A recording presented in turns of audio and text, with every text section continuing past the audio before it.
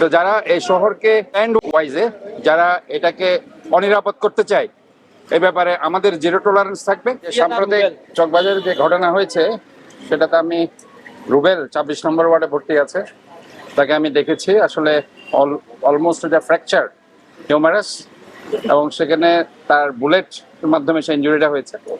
তো বুলেটটা এক সাইড থেকে গিয়ে আরেক সাইডে বেরিয়ে গেছে। আমরা শুনেছি এই বুলেটটা চকবাজার থানার ওসি সম্ভবত সেটা নিয়ে গেছে। তো যাই হোক, আমি যেটা বলতে চাই যে আমি দেশের বাইরে ছিলাম, আমরা সবসময় একটা শহরকে নিরাপদ নগরীতে পরিণত করতে চাই। আমার যে অঙ্গীকার আছে clean city, green city, healthy and safe city, আমি মনে করি যে সবাইকে সহমর্মী হয়ে এগিয়ে আসতে হবে, কারণ শহরটা সবার এবং আমরা চাই না যে অনাকাঙ্ক্ষিত কোনো ঘটনার জন্য এ ধরনের কিছু হোক, কারণ এর লাইফ থ্রেটেরও হয়তো হতে পারতো। সেদিন বুলেটটা যদি তার হার্টে গিয়ে পড়তো তাহলে মারা যেতে পারত।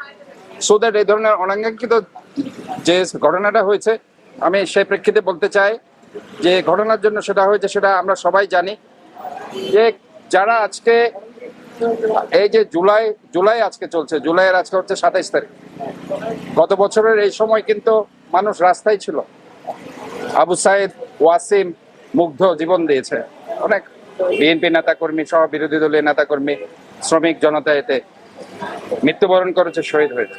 আমরা মনে করি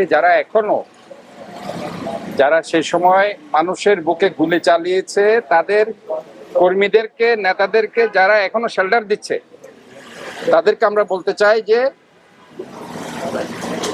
এই ধরনের রাজনৈতিক শেল্টারের মাধ্যমে পক্ষান্তরে সন্ত্রাসকে উস্কে দেওয়া হচ্ছে। আমরা চাই না কোনো ধরনের সন্ত্রাসী কার্যকলাপ কেউ করুক, এবং যে এই ধরনের সন্ত্রাসী কার্যকলাপ করে এবং যারা এই ধরনের জুলাই আগস্টের বিপ্লবের মধ্যে দিয়ে গত বছরে যে ছেলেগুলো আজকে যে শহীদ হয়েছে তাদের রক্তের সাথে যারা বেইমানি করবে, ইতিহাস কখনো তাদের ক্ষমা করেনি, এখনো তাদেরকে ক্ষমা করবে না। এবং আমরা মনে করছি যে আহত হয়েছে, আমাদের পক্ষ থেকে সার্বিকভাবে তাদের সহযোগিতা আমরা দিই।